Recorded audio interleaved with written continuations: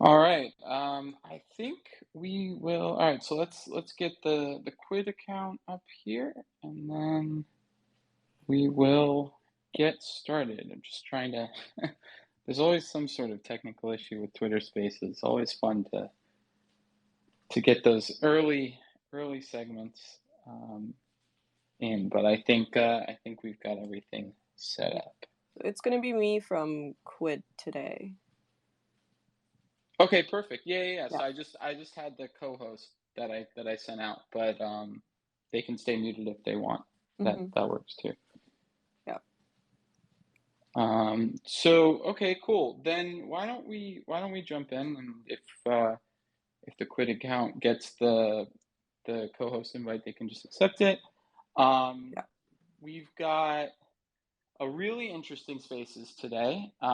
We've got a a lineup really, we just got pop culture on here, so how's it going? It's going very well. This is Hayden from Pop Culture.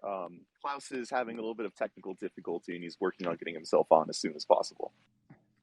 No worries. We'll go forward with you. You're good to go? I'm sure you can talk a little bit to all this stuff too, so we can all just Oh, chat. absolutely. Klaus and I have been partners together forever. In fact, I'm his son, so I've been locked in for Yeah. everything. So we've got an awesome, panel here today. We're going to be talking about a couple things. Mainly the topic that we're going to be discussing today is specifically digital collectibles. We have two very interesting guests for us because we have Aruba from the Quid Marketplace, which is a marketplace that dates back long before NFTs really became a thing, and now have transitioned into taking all of that they've learned about digital collectibles over the past several years and applying that in part to NFTs. And then Hayden, and he mentioned, is Klaus's son.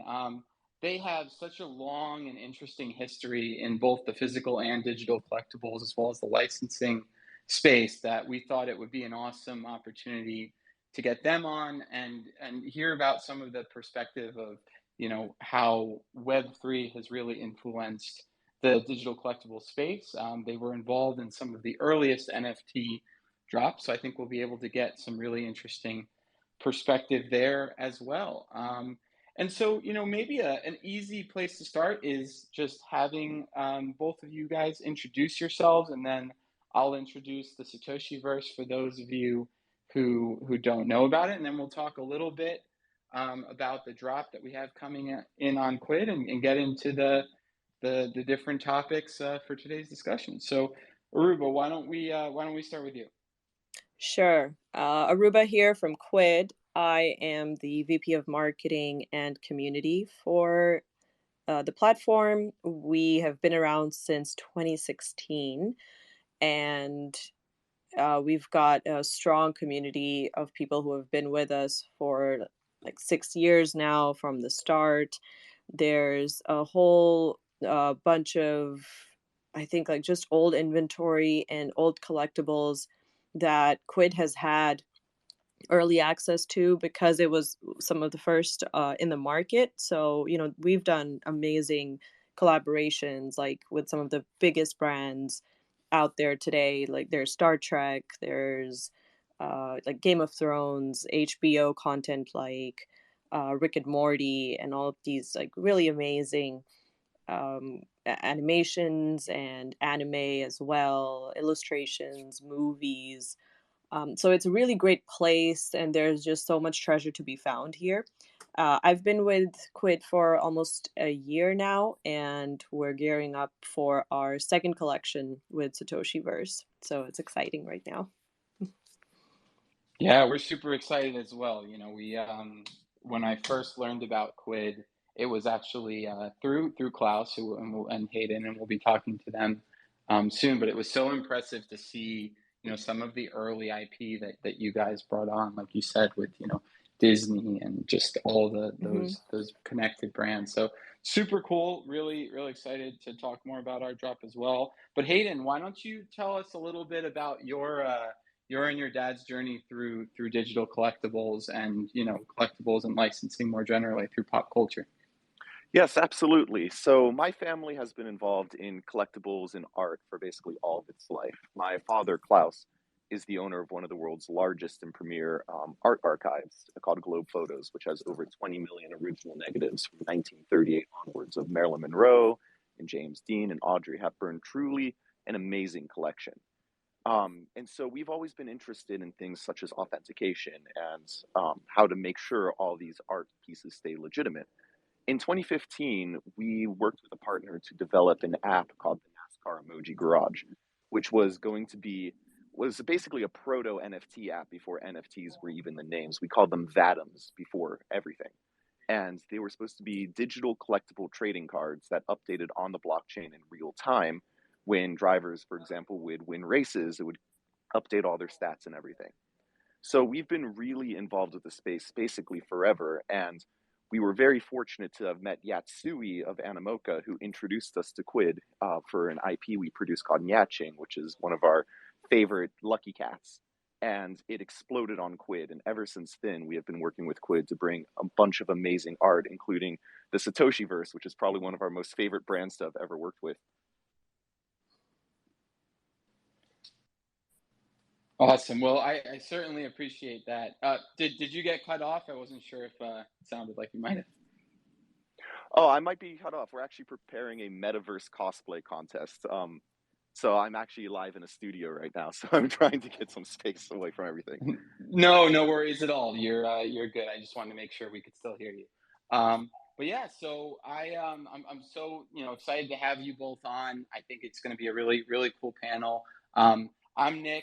I'm the founder, one of the founders of Satoshi Verse, and the CEO of Apollo Entertainment, the company behind the Satoshi Verse. I've been collecting in the Web3 space uh, since 2017 and collectibles generally my entire life. So, definitely a huge fan of both regular, physical collectibles and digital collectibles.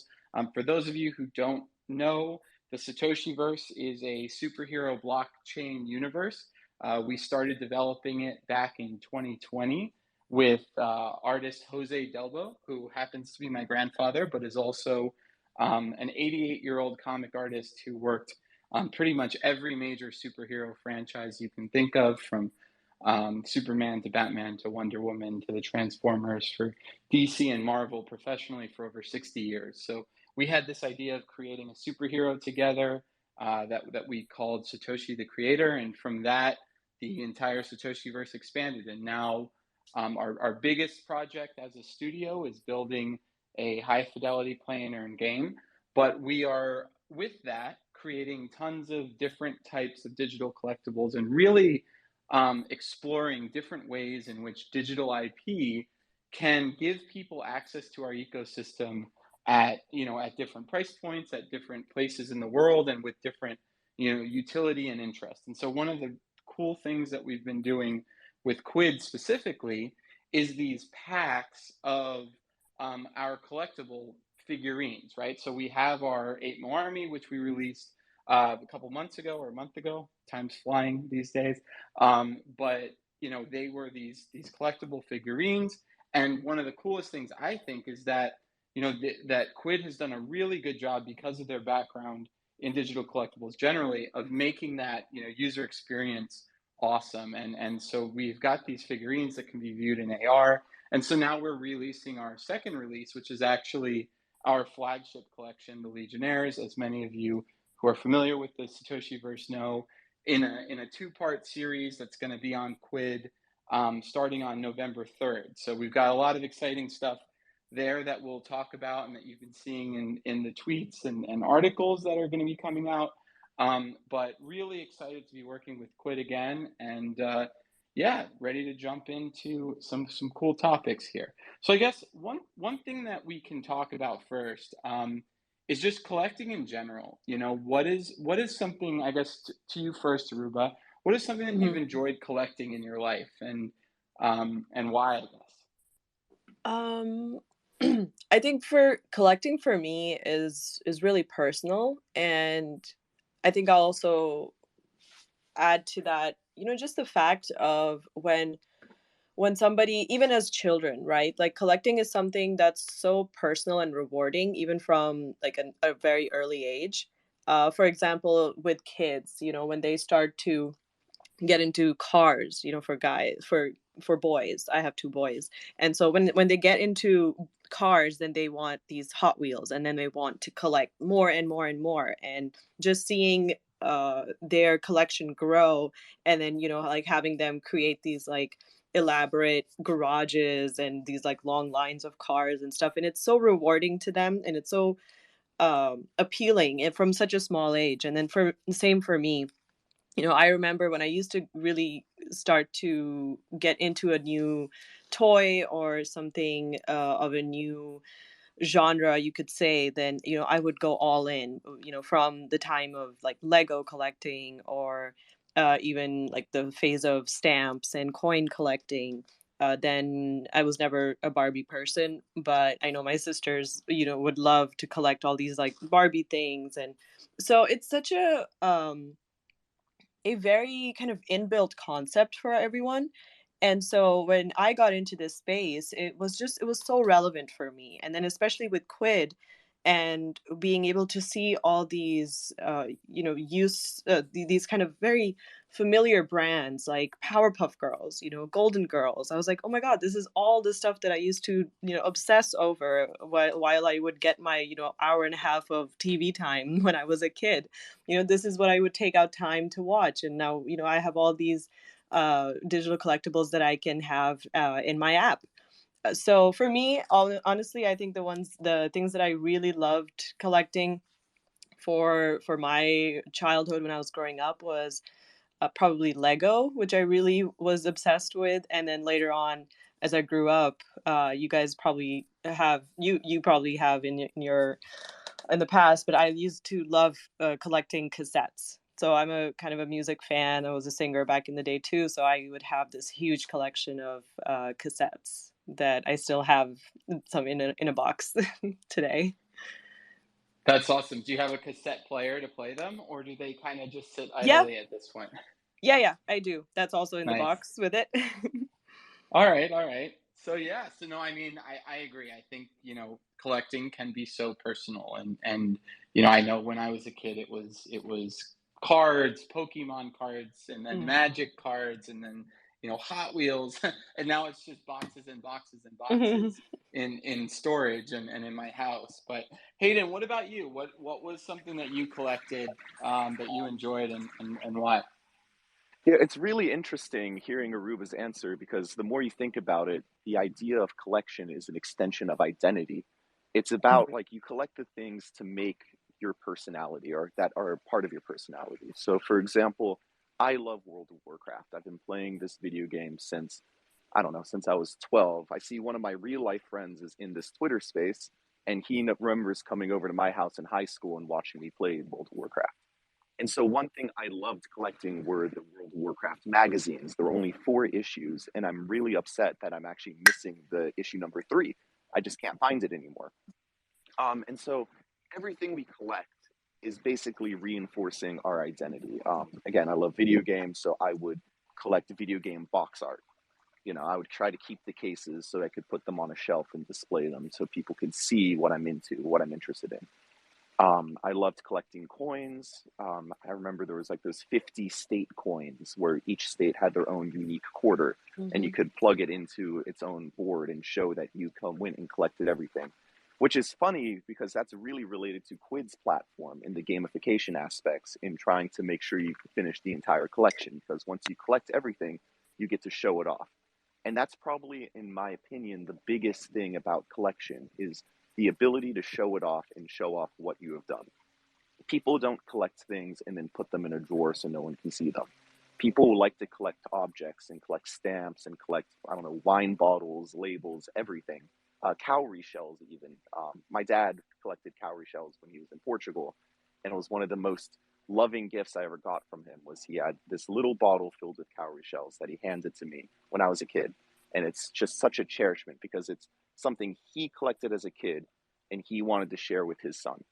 Um, So you want to collect to build your identity, and you want to collect in order to show off your identity to everyone around you. And there's something really magical about the whole idea. Yeah, and I think, you hit on a bunch of really good points there. I think I agree completely that collecting is about, it's got that personal element, but it's also about showing off your identity, like you said. And I think that that's where digital collectibles actually become really interesting, right? Because, I've got, like I said, I've got Pokemon cards that I collected when I was young, and then I've got the magic cards, and then I've got action figures, and I've got games. So everything under the planet, if it was cool and collectible and I liked it, I would collect it. But unfortunately, a lot of that stuff has just been kind of rotting away in storage, and it's hard because as much as you want to show it off, there's not great avenues to do so, right? Unless you're having parties at your house every week and you've got 4,000 square feet of wall space that you can put stuff on.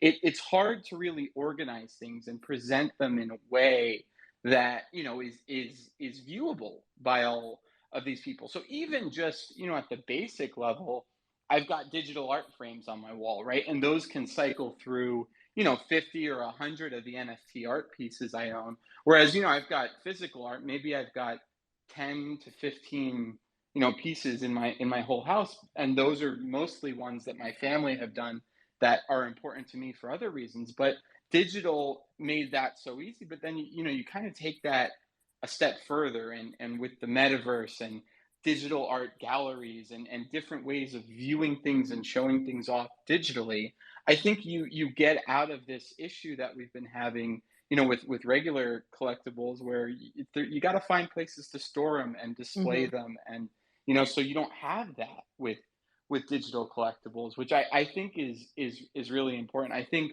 the fact that digital collectibles don't deteriorate is actually a really interesting thing that I'm curious to see how that plays out 20, 30 years in the future, because part of what makes an old comic book really valuable is the fact that it's in really good condition, right? Well, theoretically, digital collectibles will always be in really good condition, but who knows, right? They may be on standards that are no longer supported 25, 30 years in the future. Companies may go bankrupt, right? So the platforms that are servicing those digital collectibles may disappear. And so this idea of the integration of Web3 and how this longevity on public blockchains can exist, I think that is something else that digital collectibles now have kind of taken that big leap forward through Web3.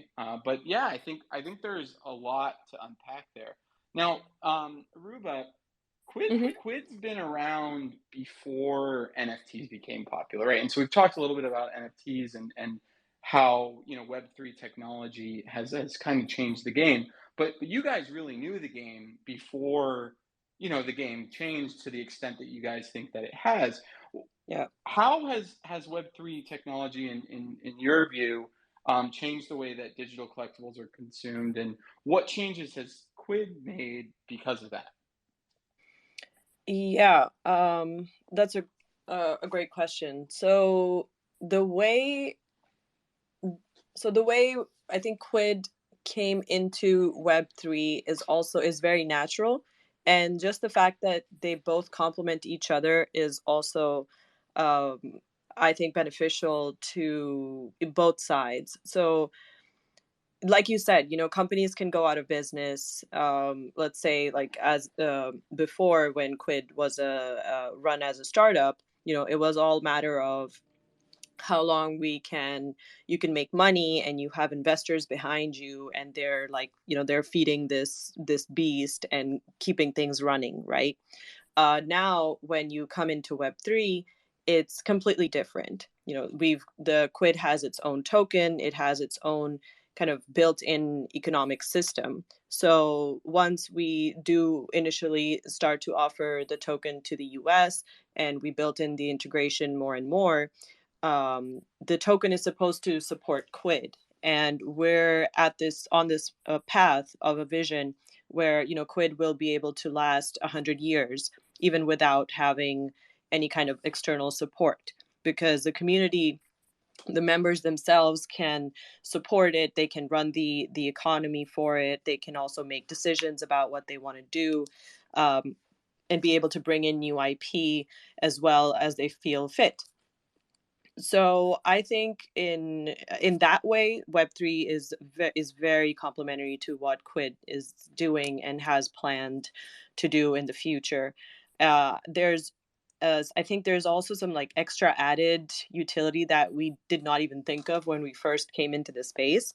So now what we're looking at more and more, and you've also probably heard of this, is our mint to play games, where you can basically mint a quid on chain, and then that could again then be minted into or taken in your wallet and then into another game like Sandbox, or the way we did with Arc 8.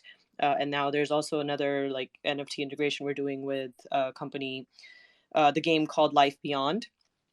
So this is becoming like a more interesting play, which I didn't even think about, or we didn't even think was possible probably 9 months ago, where something that originates as a digital collectible could now be transferred into any, multiple metaverses that you have out there. It's not just about creating a new metaverse for this space. It's about interoperability and about taking something that you have in your wallet. Once you mint it, you have it in your wallet, and then having that freedom to take it into all these different metaverses that are offered around.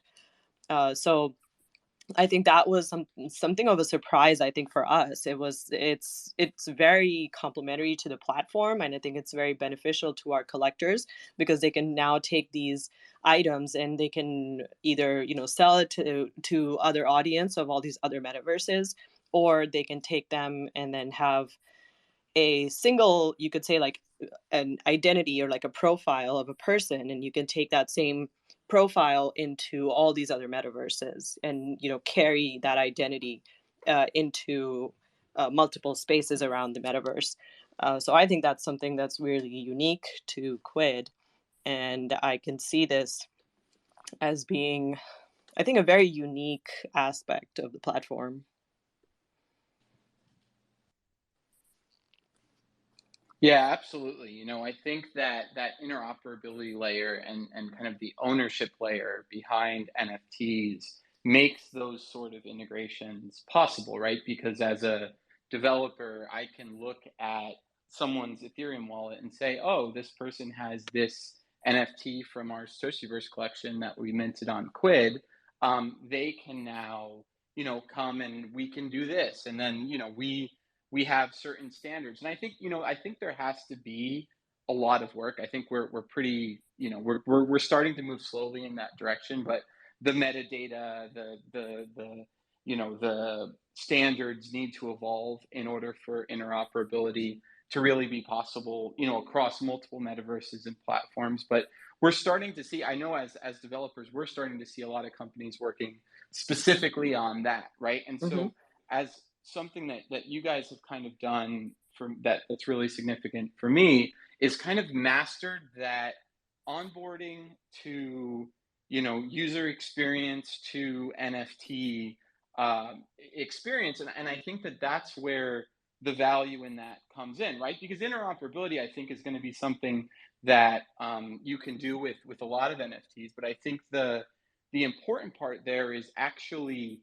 getting people through the door to understand, right? Like, okay, this is a Yeah. digital collectible, but if I make it an NFT, it's got all this additional utility, because now it's not, I have to stay within Quid's ecosystem. I can go out to Sandbox, I can go out to Satoshiverse, and this same NFT is in a Mm-hmm. standard that, everybody else can understand, and we can read, and we can say, oh, if you've got this NFT, then you get this in ours. But Decentraland might represent that totally differently, and they may say, well, those figurines, you might be able to put them on your shelf in your Decentraland house because they're a GLB file.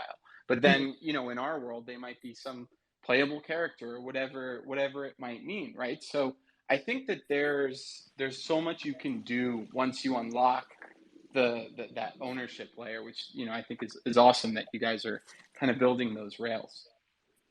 Yeah. And I think another aspect of our community that's also different from most of the Web3 space is that we are a Web2 first community, and I think probably 80% of our users are have probably never even heard of an NFT before 2022, right? Before Quid introduced it, they probably never even heard of it. Most of our audience comes from the US, and I know Web3 is not as popular in the US yet. So it's also unique for our platform that we make it very easy for people to onboard onto the platform and then to mint their first NFT, even without holding any cryptocurrency. It's giving them a very kind of, you could say, very like a low barrier entry into Web3. And they almost don't even know that they've done it, right? Like they don't even know that they now hold an NFT because it was so simple, and um, you didn't have to go and buy a cryptocurrency before you did it. So that's also something that we've built into our platform, and to make it easy for people to come in and to onboard the masses, and almost like probably I would say 60% of the world, or maybe even 70% of the world, does not know about Web3 and NFTs yet, and all of those, that audience has to be onboarded in some fashion, which is easier than going and creating your wallet and then KYCing, and then a week later you get approved to then buy your first cryptocurrency to then make a purchase of an NFT. So being able to do, reduce that into the 10 to 15 minutes that Quid can do is also pretty unique. That's really Absolutely. interesting. If I may speak, Yep. we are doing something with Klaus's photography gallery as well in terms of onboarding, where the Mm-hmm. idea of authenticity, the idea of building a COA, a lot of people love that piece of paper that says this is an authentic piece of art. But in the end, that's just a piece of paper. Anyone can print it out, and the authentication part is really complicated. So, what we've been doing is when we're selling a print from the Globe Archive, we're starting to attach NFTs to them. Because an NFT, it's kind of like a digital form of authentication where you can see the node that it comes from. So you know that this photograph comes from the Globe node. And that's really important in our opinion because it makes people very secure about the art they're buying. And then it also, in terms of onboarding, acts as a way of getting people onto an NFT platform. If you would go to someone, and I think NFTs are pretty generational, I think we can all agree that people who are younger are more accustomed with NFTs than Mm-hmm. people who are older. So now, if you go to someone who's 60 or 70 and they want to buy a photograph, and you sell them the photograph and include an NFT COA with it, it suddenly becomes this onboarding process where now this person is creating a crypto wallet, where now they're actually getting onto blockchain. And you're starting to pull people from, Web 1, Web 2, and real life onto Web 3 style platforms. It's a really fascinating world in terms of onboarding. And I think it's very important to get people onboarded into these systems because this is really the future. This is where I believe everything is going to go, including like identification and just everything, because it's personalizing ownership of digital objects. And that's a crazy concept to even think about, like that we own these objects that are digital that theoretically anyone could reproduce. Oh, it's just a JPEG, but it's not just a JPEG. It comes from a very specific node, and only you're the only one who owns it. Yeah, and I think that's such another important point is kind of the authenticity layer of NFTs and the trackability, right? And so I know that in the early days, one of the use cases that people talked about the most was, okay, how do we get physical collectors, right? Physical art collectors, physical photograph collectors, physical collectible collectors to do this. And one of the ideas that came up was, of course, this idea of a NFT or digital certificate of authenticity. And so what we've seen now, which I think is really interesting, is there's a few marketplaces and platforms that are starting to think about how that works, right? Because I think that in theory it's it's incredible, right? It really does give you another layer, but there's obviously some barriers to entry, right? So you have to create a wallet, and that onboarding process can be difficult. And then when you want to transfer that someday, right, there has to be some transfer of that NFT. So there could be additional barriers to entry. But to me, that's exciting, right? Because it's new opportunities for marketplaces, for developers to start to break down those barrier to entry, and to start, okay, there's a need here, there's a market for, creating these rails to an easier blockchain user experience. And I think that it's great to see, I'm actually, maybe after this spaces, I'll want to pick your mind some more on that, because that's something I've been really interested in, is this idea of NFT authentication for physical objects, because I think that is definitely going to be one of the big use cases for NFTs in the future, not just for, a photograph or a piece of art, but for land, for title of a car, for so many things that can be tracked much more easily digitally, and frankly right now is being tracked digitally, but in the registers of the DMV, or in the title register, or whatever it might be. Here we could decentralize that, and put it on the blockchain, and potentially have a lot more longevity there, and transparency. So I think that, that's such an interesting way of using Web3. And so, thanks for that. I think that that's really interesting to know that you guys are working on that. I'd love to pick your mind some more on that one. So yeah, so I will, let's jump back. One of the things that, we're obviously excited about for this week is the collection that we're going to be releasing on Quid. And so this collection, I think, really exemplifies a lot of the different things that we've been talking about just for the last 15, 20 minutes, because what this collection is very similar to our last collection. It's these 3D NFT figurines that, we spent a long time making the art super cool and making them look super high res, and they're these GLB files that you can then, take down and use as GLBs. But the cool thing for me is all the things that Quid allows you to do with them. So, you'll be able, through the app or through their web client, to view them in AR, and place them in settings, and so many of those things. But then what we've been able to see, for example, with our last collection, the Eight Army, is that there's all these cool ways that we can gamify these collectibles that we're creating on Quid, while exposing, so many new people to the IP that we're building, into our story, into our lore, into the game.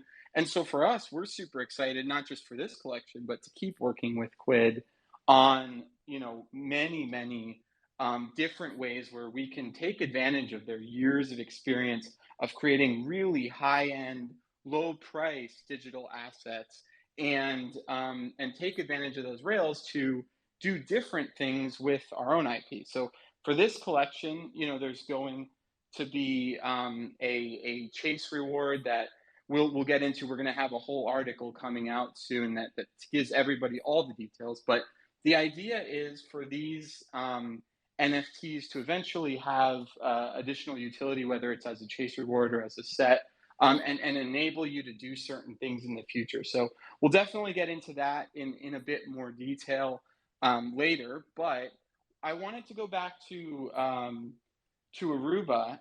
So the figurines that are going to be sold are going to be AR enabled. And so for those of that were here that didn't participate in the last collection or haven't seen these things in AR, can you tell us a little bit more about Quid's AR features, and what they might be able to expect when they get these figurines? Yeah. So with Quid, on, I believe, yes. So on Android, you are able to see the figurines in AR through the app itself. On iOS, it's a little difficult because of the platform, and you have to go through your Safari browser to then enable the AR feature. But with both, you can see the figures in AR. We've done really cool contests in the past where I think I think the one that I really liked personally was one we did with Man City, the soccer club. So we had their cards, and they were AI, they were 3D cards. They were AR enabled, and we did a really cool award where we're like, okay, we're gonna give out $500 to the person who goes to the Man City finals, where at the time they were in their league finals. And then they won the finals as we were doing our drop, so that was insane. But so we asked our community, we're like, if somebody can go to the stadium when they're at the final and then take a picture with their AR enabled card, you'd enter for a chance to win. And then we actually had a few people do that, so that was really insane and like really cool. But and so we've done things similar to that where we've asked, and our community has done like some really cool stuff where I've seen some videos of AR enabled figurines on like a beach setting, or somebody who's like their workstation on their table, and they have that figure sitting next to them, next to the computer and things like that. So, I mean, the sky's the limit. It's really, really cool what people have done with AR. Yeah, so cool. I remember after we did our last drop, just a few of the community members starting to play with the AR and, putting the figurines on their shelves and putting them in, the ocean and and Mm-hmm. on beaches. So that was super super cool to see.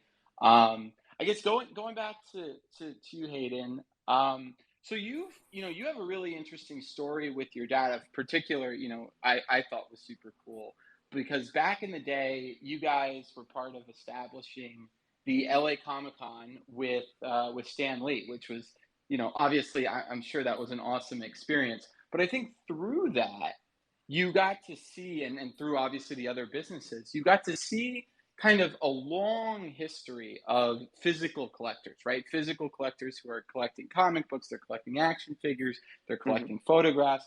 And now you've been doing all this work with pop culture and over that same time and with Quid, and you're starting to see kind of everything that you've seen over these last years with digital collectors.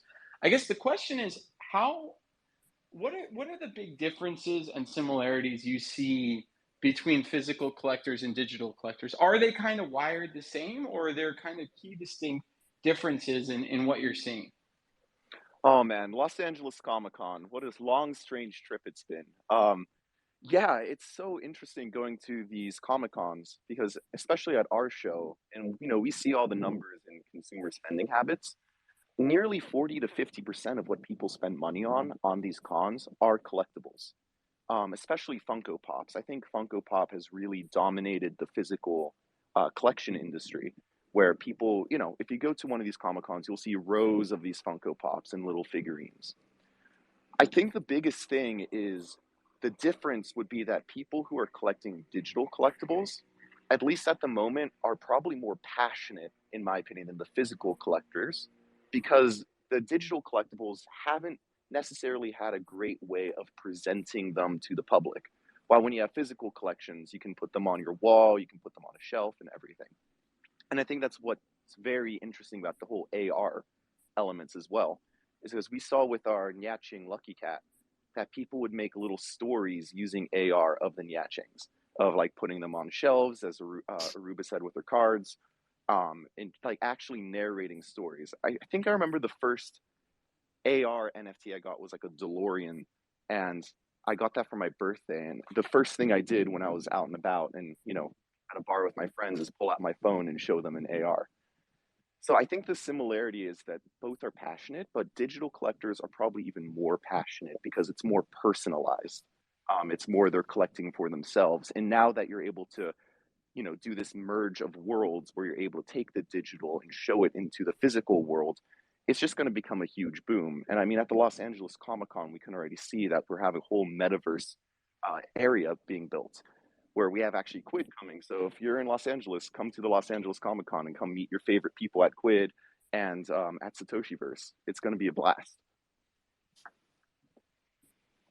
Awesome. Yeah, no, I think that, what you said is straight on, right? Like you've got these phones now, and soon we're going to have glasses and all sorts of stuff that enable much more immersive AR experiences. But what you said is kind of the ancillary to what we were just talking about before, right? Like you only have so much shelf space, but you could have an account with 500 NFTs on it. And whenever the moment comes up and you meet someone who really likes Ninja Turtles, you could be like, oh, check out this cool Ninja Turtles collectible that I have, and here it is in AR, and watch them dance around and do flips and stuff in the bar that we're at. So I think there is kind of that added layer of you can take your entire collection with you and show it off.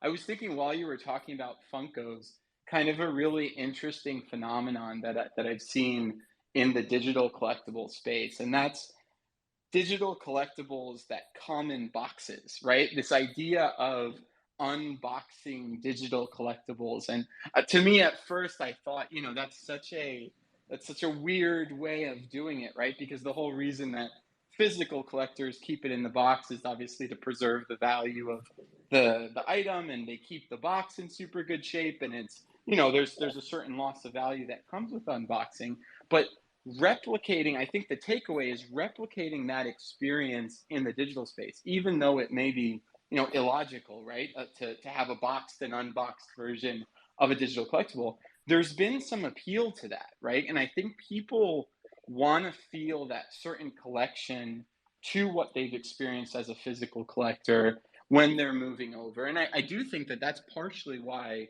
NFTs are so important, because it creates that tangibility to a digital asset that people feel like, okay, this is mine.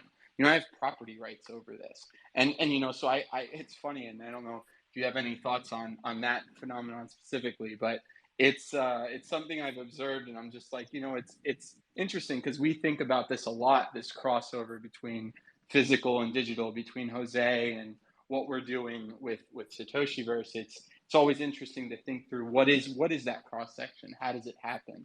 You know? Yeah, and the sky's the limit with it, right? Because you could do something like create a degradable NFT, and going to like the whole boxing element, why not create an NFT that is a boxed collectible, but you can actually open the box, right? So you could actually keep this box collectible and trade that, or open it so you can have it on your shelf, but then it doesn't have the box element to it anymore. And in turn, like, it's just such a fascinating whole like new worlds in terms of exploration, in terms of collection, that it's like I'm outstanded by everything that's been going on. And I love like for example on Quid's platform with the pack system, because people like little presents. People, it's fun when it's kind of fun when you know what you're going to buy, but people also like presents and people like surprise. The whole fun part about Christmas is when you go underneath the tree, is you're not just getting a random present. It's you have the whole box and you open it and it's an experience. And that's what Quid does, is with their packs, you go, you purchase a pack, you don't know what you're going to get, but you do know you're going to get something you love. Yeah, It's absolutely. a wonderful Oh, platform. yeah, no, I agree. I think one of the coolest things about Quid is that drop mechanism, right? Where you're going to get a little pack and it's going to have this really cool opening animation, and those items, you're going to get to see them right in that moment as you're opening the packs. And I know some people will just be clicking and clicking and clicking and not even paying attention till the end, like I was at the end, because I was just trying to get as many as I could. But I think that they do a really, that you guys do a really good job of making that pack opening experience a really fun and engaging experience. And I think that that is something that we need in this digital collectible space to see much more, because it's it is more than just getting something into your wallet or getting something into your account. Mhm. So real quick, I want to pause because we have a winner of our 8Mo Army avatar giveaway, and that winner is Not for Trade One. So Not for Trade One, congratulations. Thanks for attending, and you'll be getting an 8Mo Army avatar from our 8Mo Army collection. So if you could just DM us your ETH address, we will get that over to you. But I want to stay with you, Hayden, because we're all going to be at this awesome event in a few weeks at the LA Comic Con, and so can you tell us a little bit more about what you guys have planned this year and all the exciting things that people can see? I know you touched on it briefly before. Hello? Oh, I don't know if I cut Yeah, out or we you hear you. cut out.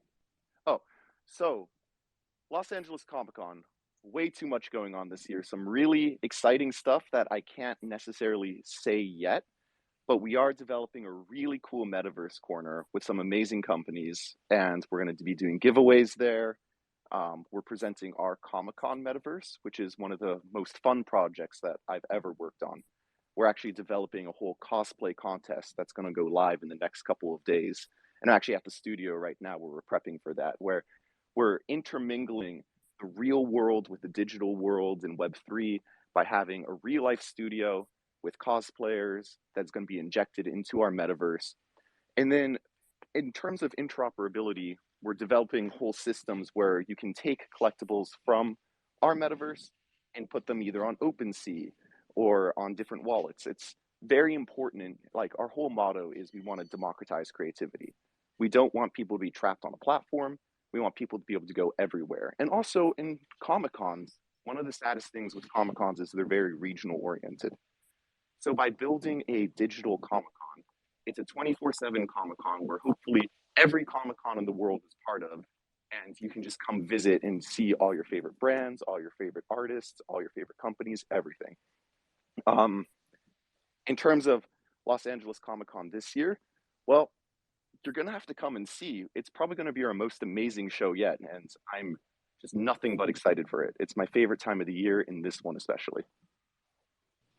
Amazing. Well, I can't wait. I was there last year and it was a ton of fun. So I'm excited for this year. And so, yeah, we're starting to run close to the end of our time. One of the things that I definitely want to make sure we touch on again is our upcoming collection on Quid. So just for those of you who might have missed it earlier, we're going to have an awesome new collection coming on Quid of our 6 of our 12 Legionnaire bodies. So it'll be digital figurines. There'll be 3 variants for each one, a colored version, a silver version, and a gold version, similar to last time, of our Legionnaires, of 6 of our Legionnaire bodies. Yep. And so Aruba, if you have any thoughts on the collection, and I know you've kind of gotten a behind the scenes look at it, so I've talked about it a lot. So if you have any final thoughts on the Yeah. collection. Yeah, no, I think this collection for me probably tops the last one too. So it's gonna be these 6 figures, and it's dropping 3 p.m. Eastern on Thursday. So mark your calendars because the last one sold out in like I think less than 10 minutes. So you guys don't want to miss that time slot for sure. We have an amazing chase, and I mean, as you guys are familiar or don't know with Quid, we like to keep things fun because collectors they're such diehard fans and completionists, and there's this kind of like satisfaction when you get from completing something, and that's what we keep at the heart of all of our collections and our game that we have on the platform. So we have these 6 figures, 3 variations that you have to complete, and the top 50 rankers for this set are going to get an amazing award. It's going to be a colored Satoshi figure, which is very rare, and you guys definitely want to have that in your collection. And then we're going to follow up with another collection coming from Satoshiverse, probably in a few weeks, which again, we're going to drop in the same channel. And then as you finish all of these sets in the channel, there's going to be bigger and bigger awards waiting at the end of it. And we'll be announcing those as we go along as well. So I'm really excited about this partnership and, how it's going to progress. Definitely, and thank you for the kind words. I know that the studio worked really hard on those assets, making them look awesome, and we've definitely got some things up our sleeve for these in the future. So surprises to come and more information to come. One thing that I do want to remind everyone though is that we're currently running a giveaway. You can see it in the pinned post. I think that's going to end tomorrow. So just make sure that you take a look at that post and see if you can find all the different figurines in the scavenger hunt. You could either do it on your phone or on your computer. Just submit it, and then you'll have a chance to win some quid credit for the drops, that you get yourself some free packs. So check that out, and make sure you follow all the steps that are in there so you can qualify. But yeah. And I think also a quick reminder since last time we had such a fast sellout, we are running an early access list. So if you guys want to get on that, you can look at it on our Twitter feed as well. So the basically is going to give you early access to the collection before general access opens. And seeing as, you know, we sold out last time in less than 10 minutes, you guys want to get on that list. I'm getting on that list right now. No way I'm missing the Satoshi drop. Yeah. Well, we really appreciate it. Yeah, definitely get on that list if you want these things. I was shocked at how much everyone embraced the collection last time, and we certainly aren't going to disappoint this time and in the future. So I'm excited for this. Super stoked. November 3rd. Thank you to Hayden and Aruba from Quid. Hayden, it was a pleasure having you, Aruba, as well. I'm sure we'll have many more of these in the future, but for now, thank you guys. If there's anything any final thoughts that you want to give before we jump off, feel free. But otherwise, thanks so much. I really enjoyed having you all on, and thanks to everyone who came and listened and who's here every week. We do these every week, so next week we'll be back with a new guest or guests, and have another interesting topic to talk about. But I feel like today was a great talk about digital collectibles. So thank you all for joining. Thank you very much for having us. It was an absolute pleasure to be on. Yes, thank you. Take care, everyone. All right. Bye. Bye.